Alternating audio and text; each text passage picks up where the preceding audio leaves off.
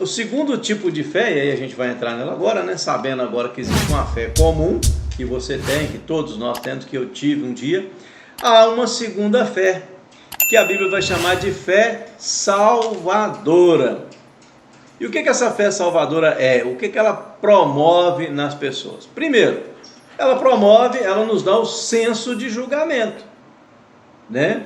Ela nos mostra, através da fé que é colocada em nós, através de Deus, né, pela sua graça, através da sua misericórdia, Ele nos dá essa condição de crermos nele, né, e entendermos que haverá um juízo e que sem Cristo em nossas vidas nós estaremos condenados. Então, a primeira coisa é a consciência da misericórdia e da justiça divina, primeira coisa, né? E a necessidade que nós temos de buscar em Cristo remissão.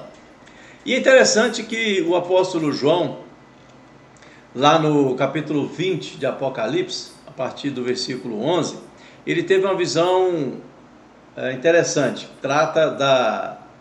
João ali, ele descreve a visão que ele teve do juízo final, do grande juízo. E ele vai dizer o seguinte a partir do versículo 11. Acompanha comigo o texto aí. Diz assim: vi um grande trono branco, e aquele que nele se assenta, cuja presença fugiram a terra e o céu, e não se achou lugar para eles. Vi também os mortos, os grandes e os pequenos, postos em pé diante do trono. Então se abriram livros. Ainda outro livro, o livro da vida, foi aberto, e os mortos foram julgados segundo as suas obras, conforme o que se achava escrito nos livros. Deu o mar os mortos que nele estavam, a morte e o além entregaram os mortos que nele haviam, e foram julgados um por um, segundo as suas obras. Então a morte e o inferno foram lançados para dentro do lago de fogo. Esta é a segunda morte, o lago de fogo. E se alguém não foi achado inscrito no livro da vida, esse foi lançado para dentro do lago de fogo e enxofre. Então veja bem, João tem essa visão do grande julgamento. Interessante aqui, que nesse texto ele fala que ele viu livros e viu o livro da vida, o livro do Cordeiro. Esse livro, a Bíblia vai dizer, é onde está inscrito o nome de todos os salvos e que foi escrito antes da fundação do mundo. Então ali está o nome de todos os salvos. E o texto fala aqui que aquele que não foi achado com o seu nome inscrito no livro da vida foi condenado ao lago de fogo e enxofre. Mas ele fala do julgamento de obras, que foram abertos os livros, né? E aí nós seremos julgados, né, por aquilo que nós fizemos, aquilo que estava escrito nos livros, né, nos nossos livros a respeito de nós, né? E é interessante que João fala aí, ele vê, né, que todos nós compareceremos diante desse juízo. A morte deu seus mortos, o mar deu seus mortos, o inferno deu seus mortos, grandes e pequenos, e todos foram julgados, todos nós seremos julgados, né? Agora, esse julgamento que há aí no texto, né, é preciso que a gente entenda do que se trata. Quando o texto fala que nós seremos julgados quanto às nossas obras, não quer dizer que nós seremos salvos por conta das nossas boas obras. O texto não fala isso. O texto fala que nós seremos julgados por tudo aquilo que foi escrito, né? Tudo aquilo que foi registrado sobre nós, a nosso respeito, mas, passado esse julgamento das nossas obras, vai ser verificado se o meu nome está no livro do Cordeiro, se o seu nome está no livro do Cordeiro. Agora, o que são estas obras? O que são essas boas obras? Primeiro, o texto revela que tudo a nosso respeito está registrado, ou está sendo registrado, foi registrado na eternidade. Tudo. É interessante que isso está de acordo com o que está lá no Salmo 139, no versículo 16, quando o salmista diz assim: os teus olhos me viram a substância ainda informe, e no teu livro foram escritos todos os meus dias, cada um deles escrito e determinado, quando nenhum deles havia ainda.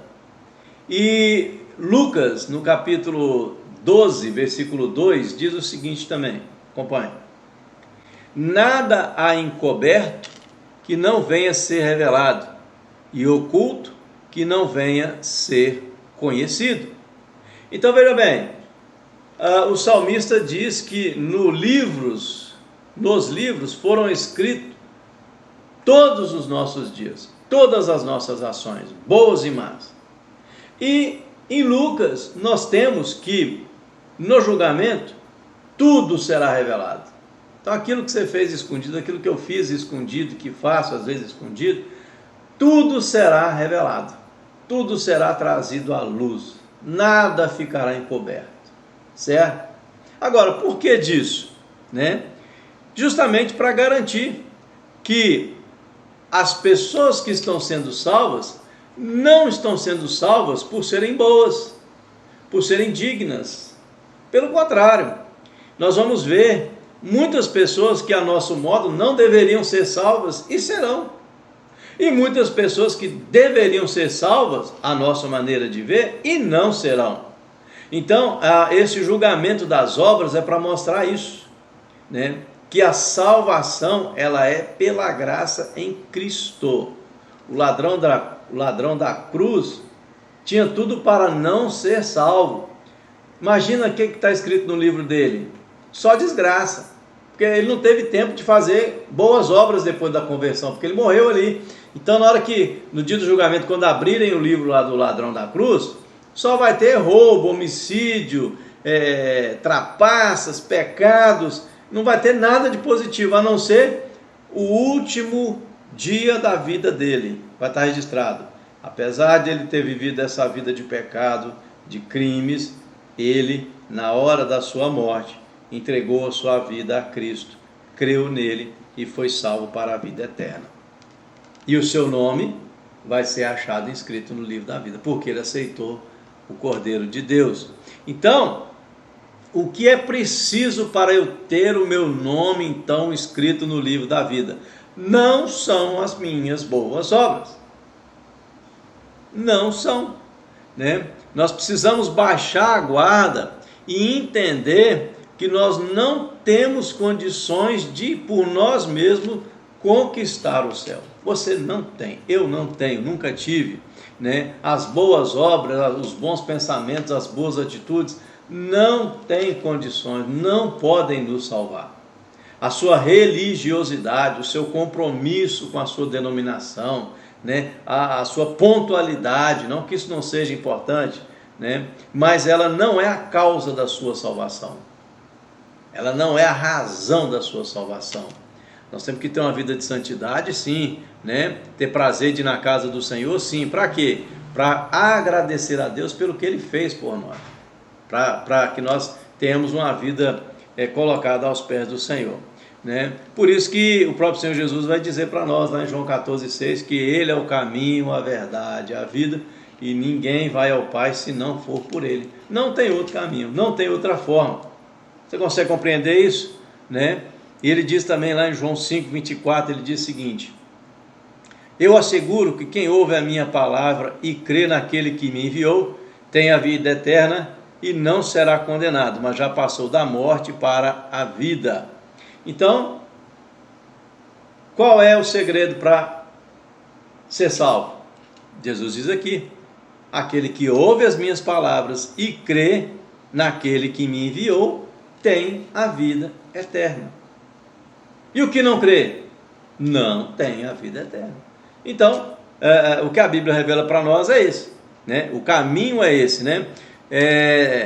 Deus conhece a humanidade, Deus sabe, da nossa situação de pecado, de miséria, por isso Ele providenciou um meio, o ente santo, como diz a Escritura, para que Ele morresse em nosso lugar, porque a Escritura fala: todos pecaram, não há quem busque a Deus, todos se extraviaram. Então houve a necessidade que Deus providenciasse um ser, o Filho perfeito, para que Ele tomasse o nosso lugar e morresse a nossa morte.